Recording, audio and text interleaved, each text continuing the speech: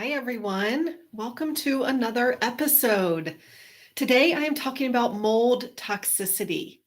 And if you don't know anything about this and you don't think you have this, I still suggest listening because about a third of people with chronic health problems are reacting to mold and they have no idea. And so this could be you, especially if you have a lot of different weird symptoms. Now, if your only symptom is insomnia and otherwise you're pretty healthy, you don't have anything else going on, then this probably doesn't apply to you. But I just want you to know that mold toxicity isn't overlooked and honestly a common cause of insomnia. I mean, I'm working with 6 clients right now who have this going on, and this is a main, reason why they aren't sleeping. And so I want to explain what happens in the body with mold toxicity, why it leads to sleep issues, and what you can do about it. So, I just want you to know too that you could be living in mold and not even know. It's not always visible. Sometimes it can be hidden behind the walls or in your HVAC system, and you don't know it's there, but you're reacting to it. Or it's possible that you were exposed to mold in the past and your body hasn't been able to detoxify it properly. And I just want you to know how common this is because it's estimated that 75% of homes have water damage and 25% of the population has a gene that puts them at risk for developing what's called chronic inflammatory response syndrome when they're exposed to mold. So this syndrome causes many different symptoms in many different systems of the body.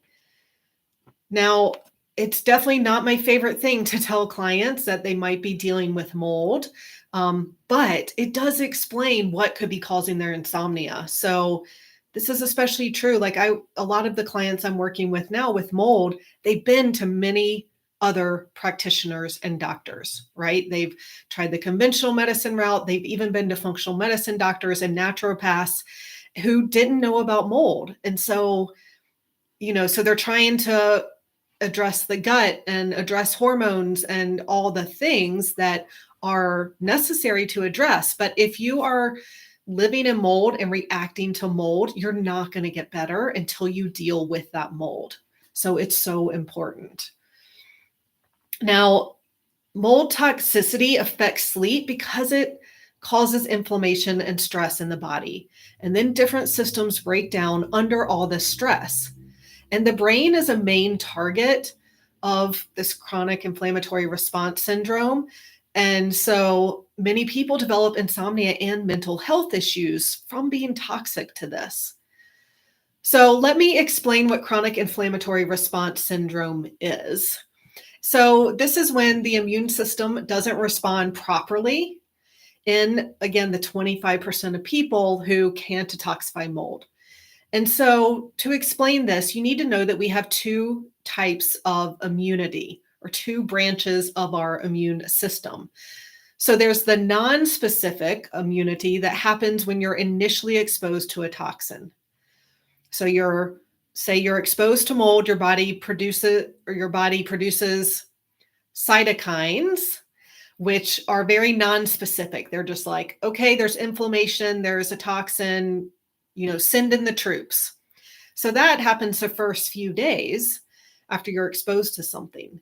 And then the specific immunity kicks in, and that's when your body produces antibodies to specifically attack that toxin, which then ideally eliminates the toxin, and then it turns off that general or non-specific immune system. Now, it can help. I'm going to have visuals of this on my blog post on my website.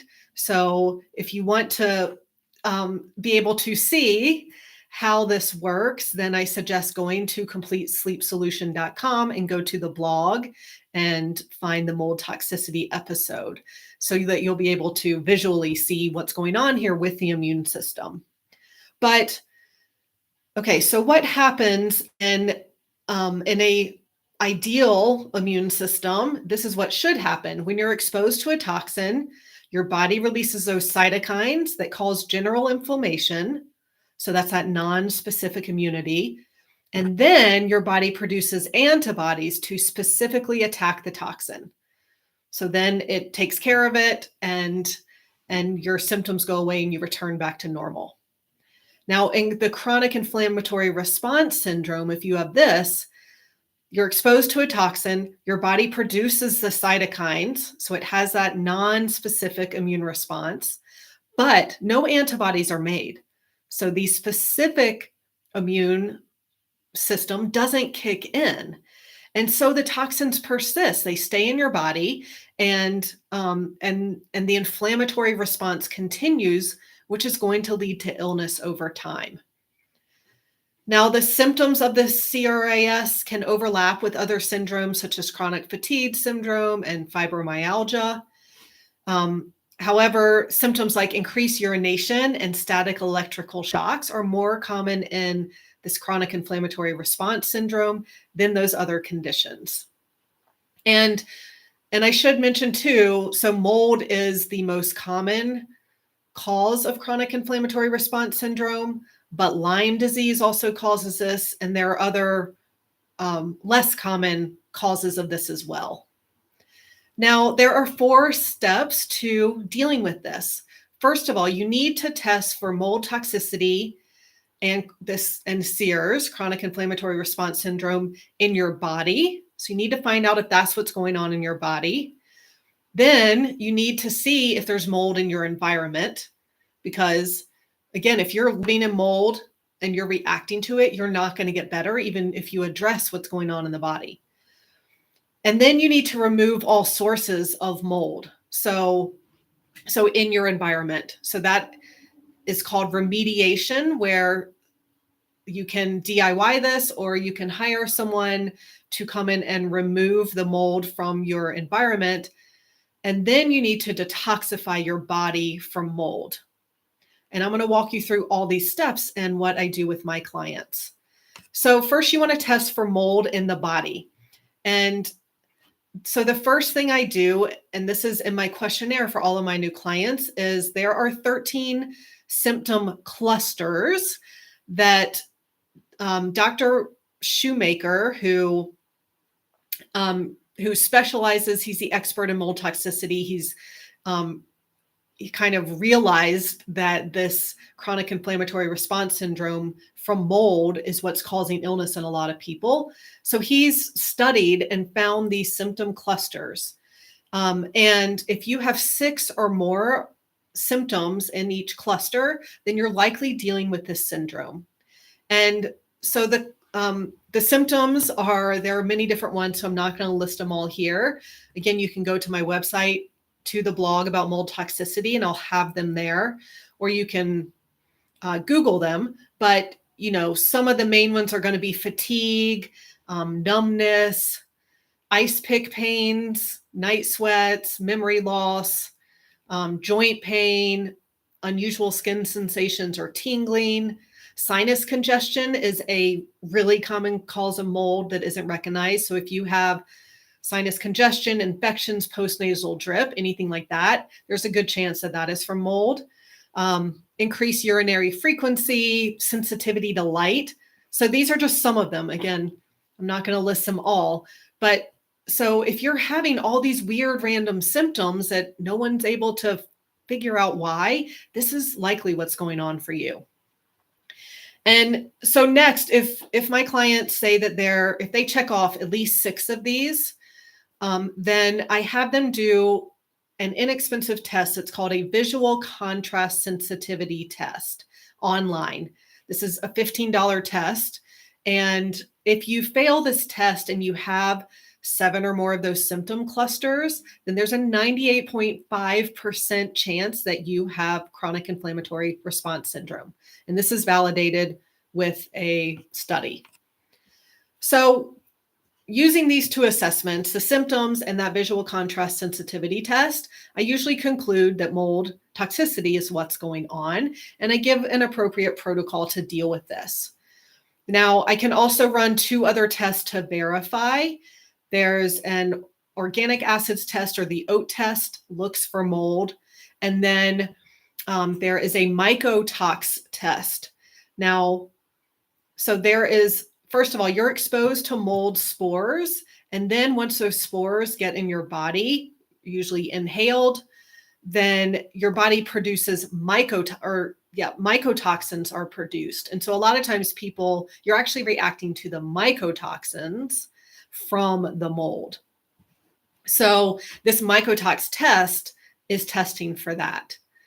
There's also a Marcons test. So this is a nasal test because these mycotoxins can, again, like thrive in the nasal cavities, causing that congestion. And so that will confirm if that's what's going on there. Now, mold can be expensive, especially if you're dealing with having to remove it from your house. And so I don't run these tests unless people want to, unless they want to spend the money on this and know for sure. Because we can just assume if you have all these symptom clusters and you fail that visual contrast sensitivity test, then you likely have mold, and so we can deal with it that way. Now, the next thing you want to do is test for mold in your environment. So, and usually this is in the home, and that's where we spend most of our time. But again, this is critical because you're not going to get better if you're living in mold and you're reacting to it. So there are 3 options for this. The least expensive way is a company called Immunolytics that offers DIY mold testing. So you order these plates for $3 each, and you can test a few rooms in your home and see if mold grows over 5 or 7 days.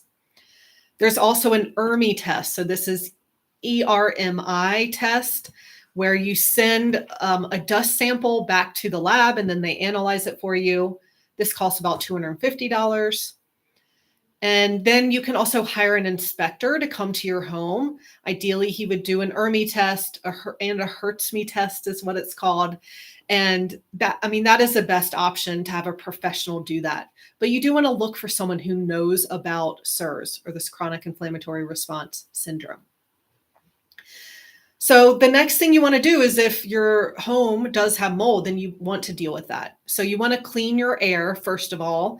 And this is something you can do right away. And I had a client his symptoms and sleep started improving just by getting an air purifier in his home.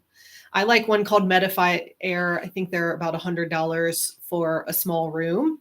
And they're a HEPA air filter. So they're filtering out 99 point something percent of those air toxins.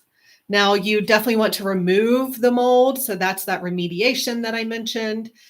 And you want to address the underlying causes of mold growth. So things like moisture and water damage, condensation, humidity. It's recommended to have your home at 50% humidity or less so that mold can't thrive. And then you want to deal with the mold in your body. And so that involves opening up drainage pathways. So this means that you want to be peeing, pooping, and sweating. That's how toxins are released from our body. So that should be happening often.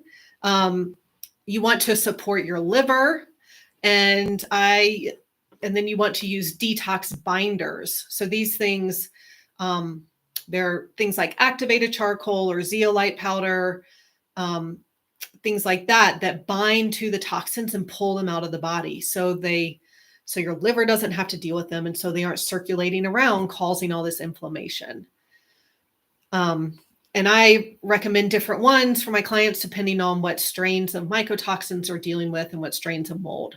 So you also want to spend time outside as much as possible. You want to get sunshine as much as possible. Anytime you're dusting and cleaning, you want to be wearing a mask so you aren't inhaling those spores. It can help to eat a low mold diet. And you also do need to address other imbalances in your body. So from mold toxicity, that affects every system in the body, where hormones get out of balance. Gluten sensitivity is really common with mold toxicity because mold damages the gut so much over time and affects our immune system. You want to deal with any sources of inflammation with gut pathogens. Candida is a common fungus or yeast that accompanies mold toxicity. So usually people have candida when they have mold toxicity.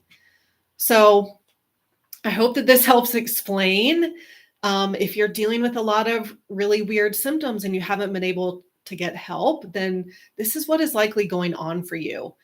And so even though mold can cause these symptoms and severe sickness, some people are really sick from this. It's actually relatively simple to deal with once you know that it's there. And so if you can't sleep and have other weird symptoms, mold could be the culprit. And this is what I can help you with so that you can get to the bottom of this, restore your health so that you can sleep normally. And you are welcome to book a call with me to talk about what's going on with your sleep and how I can help. And that will be in the show notes. All right, everyone, thanks for listening, and I will talk to you next week.